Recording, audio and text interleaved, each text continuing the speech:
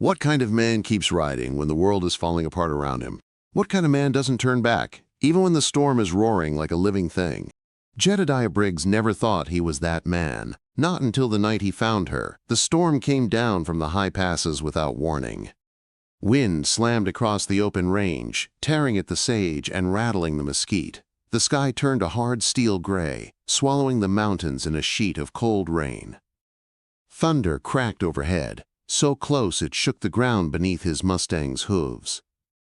Jed pulled his collar up and lowered his head, letting the rain slap against his coat as he rode through the narrow trail that wound down into a swollen creek bed. He wasn't headed to any town, wasn't headed to anyone waiting for him. Jed had been drifting since the fire took his home last winter, leaving nothing behind but ash and a silence he could never shake. He told himself the road was enough. As long as he kept moving, he didn't have to think about the life he'd lost. But tonight felt different. The storm wasn't just weather. It felt like the land was trying to warn him. His horse balked when the trail dipped toward the creek. Jed pulled the reins tight and squinted through the sheet of rain. Something blue stood out against the washed-out mud. It didn't move. It didn't look right. A person. "Easy, boy," Jed muttered, sliding from the saddle. His boots sank deep in the mud. Water rushed past his ankles as he pushed forward. When he reached her, he froze. A woman sat slumped against a crooked cottonwood tree, rain dripping from her hair, her dress torn at the hem. One shoe was gone. Her hands were scraped raw, fingers trembling from cold. Her face was pale, her lips shaking. She looked like she had been wandering for miles, chased by the kind of fear that leaves a mark long after the bruises fade. Jed lowered himself beside her. "Ma'am," he said quietly, "you hear me? You hurt?" She blinked slowly. Her eyes were blue like the wildflowers that bloom near the mountain snowmelt. But there was no life in them, only shock and something deeper he didn't know how to name. He raised both hands, showing her he meant no harm. "I ain't gonna hurt you. I just want to help. You out here alone?" She swallowed hard before speaking. "Horse spooked," she whispered. "Ran off." Her voice was soft, worn, like someone who had been crying for hours but had no tears left. Jed noticed the dried blood on her sleeve, the way she held her side. "You fall?" he asked gently. She didn't answer, and he didn't press. He had seen enough people pushed past their limits to know when silence was the only thing keeping them standing. He took off his coat and wrapped it around her shoulders. She flinched at his touch, but she didn't pull away. The rain soaked through both of them, but she leaned just slightly toward his warmth, like her body didn't know how to survive without help anymore. "Come on," Jed said. "We're getting out of this." He helped her onto the saddle. She winced, holding her breath as if the pain cut deep, but she didn't complain. When Jed mounted behind her, she leaned back against him. Not trust, not yet, but a quiet surrender, enough for him to feel her shaking. The storm chased them across the low plains and toward a small line shack Jed used when he needed a place to disappear. The wind howled the whole way, but he kept one arm around her, keeping her steady. Each mile made her lighter, as if she was drifting in and out of awareness. He kept talking, not much, just steady words so she wouldn't slip away. "You're okay. Storm's almost past. I got you." When they reached the shack, Jed slid down and caught her before she fell. She tried to stand on her own, but her knees buckled, and he lifted her gently, carrying her inside. The shack was old and dark, with a dirt floor and a wood stove in the corner. Jed lowered her beside the fire pit, his hands shaking more than the kindling he tried to light. The storm hammered on the roof, but inside there was quiet, cold but safe. She watched the fire catch like it was the only thing holding her to this world. He handed her a blanket. She wrapped it tight and breathed slow, still dazed, still lost. "You got a name?" he asked softly. She didn't look up. "Clara, quote." Jed nodded. "I'm Jed." The storm roared outside, but inside the cabin, something steadier took root. Clara didn't speak again, but she didn't look away either. Jed sat across from her, unable to stop watching her. Not because she was beautiful, though she was in a quiet, weather-worn way, but because there was something in her stillness that pulled him in. Something in her that felt like a story carved deep. He didn't know who she was. He didn't know what she was running from, but he knew this much. He had found her in the storm, and he couldn't seem to look away. The storm passed by dawn, leaving the land washed clean and quiet. Mist curled low across the hills, drifting like breath over the wet earth. Inside the small shack, the fire had burned down to glowing coals. Jed stirred it back to life, adding small pieces of pine until the flames rose again. Clara sat near the window, wrapped in his blanket, staring through the fogged glass. She looked steadier than the night before, but there was still a distance in her eyes, like part of her was somewhere far beyond the ridge. Jed poured coffee into a tin cup and held it out. She took it without speaking, both hands wrapped around the warm metal, as if she needed the heat to stay anchored in her body. He watched her a moment. "You got folks?" he asked gently. She didn't answer at first. Then she shook her head. "Not anymore." Jed nodded. The way she said it left no room for guessing. He knew loss when he heard it. It had a certain weight to it, one that never left a person the same. Clara kept her eyes on the mist outside. "Place east of here," she said. "Small farm. Used to be, anyway." Her voice cracked on the last word.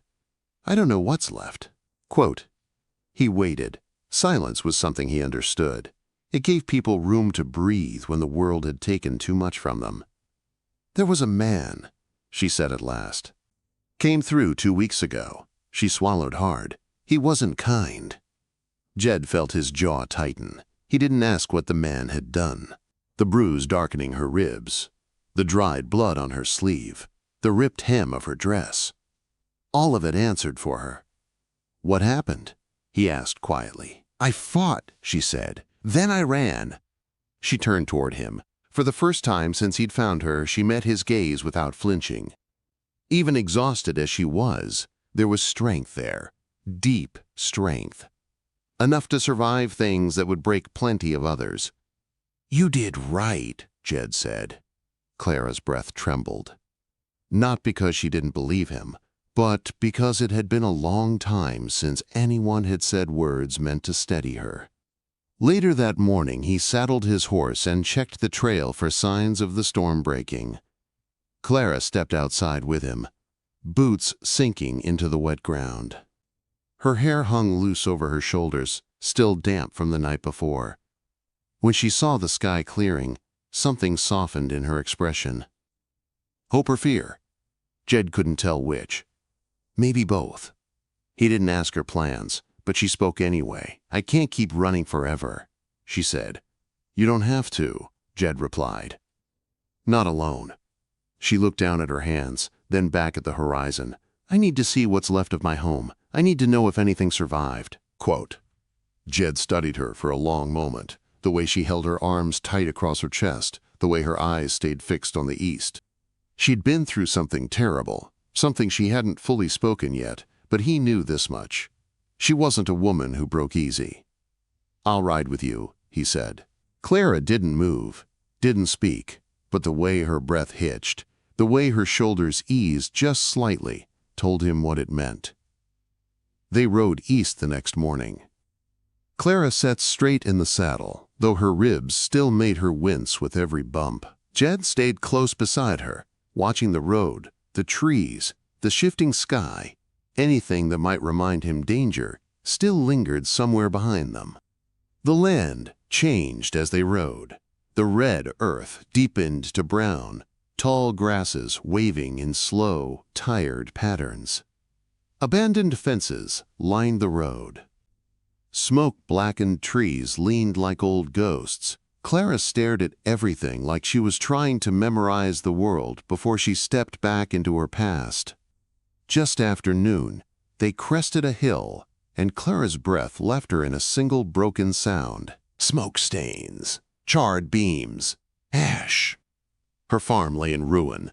Clara slid off her horse before Jed could help her. She stepped through the remains of her home in slow, quiet steps. Her boots crushed half-burned boards as she walked the shape of rooms that once meant something. She crouched near the stone foundation and touched the blackened ground with shaking fingers.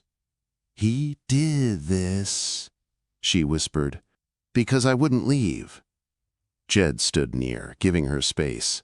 Loss like this wasn't something you crowded. It needed room to settle. After a long while, Clara said, "I buried him."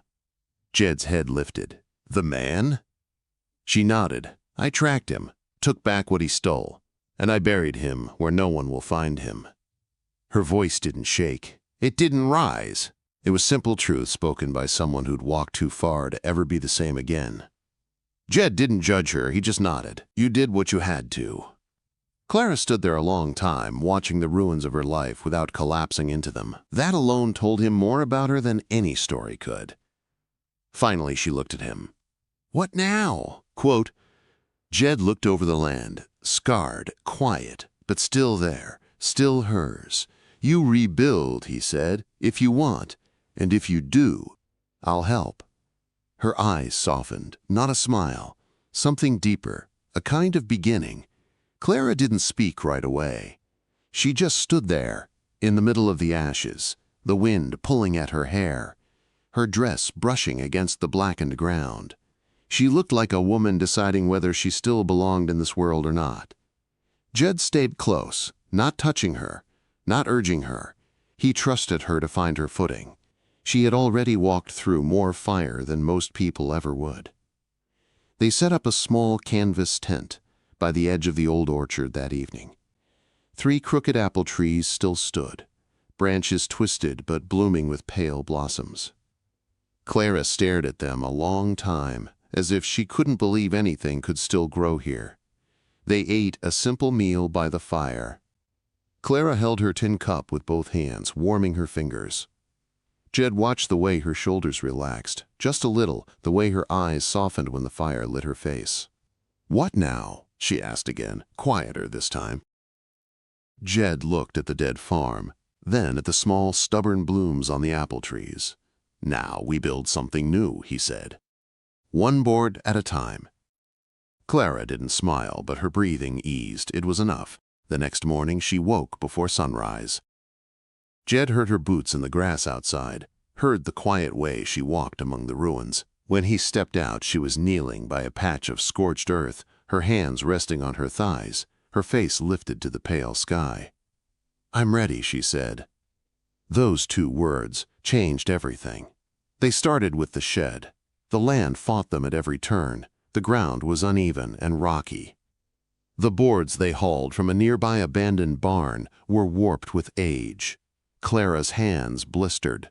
Jed's shoulders burned from the long hours swinging a hammer. But slowly, steadily the walls took shape. Clara surprised him with her strength. She carried beams heavier than she looked able to. She tied knots with quick, sure fingers. And when she got frustrated, she didn't complain. She just set her jaw and tried again. At night, they sat beside the fire, sharing quiet meals. Jed played an old fiddle when she asked him to, the music floating soft across the prairie. Sometimes Clara closed her eyes, her head tilted toward the sound like she hadn't listened to anything gentle in years. One evening, as they sat outside watching the sky burn orange with sunset, Clara said, "I never thanked you."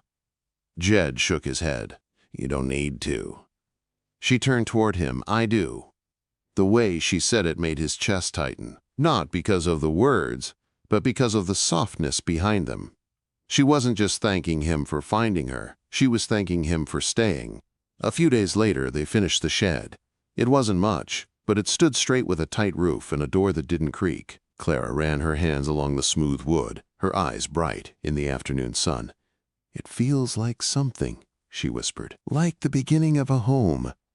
Jed watched her as she stepped inside, her shadow moving slowly across the dirt floor. She looked stronger than the woman he found in the storm, still marked by the past, but not owned by it anymore. That night, the wind softened through the orchard as they sat on the stoop of the shed. Clara's shoulder brushed his. She didn't move away. Jed felt her warmth beside him, steady and sure, like she was learning to lean without fear. "You still looking for something?" she asked. Jed studied her face, the way the firelight caught the gold in her hair, the way she looked at him with quiet trust. "No," he said, "I found it." She didn't speak. She didn't have to. Her hand slid across the space between them and rested over his.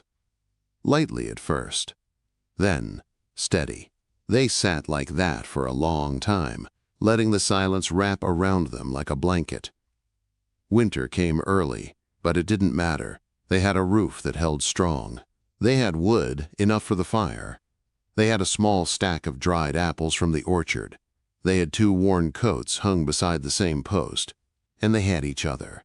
On the first night of snowfall, Clara stepped outside and watched the flakes drift down across the land. Jed joined her, standing close enough that their shoulders touched.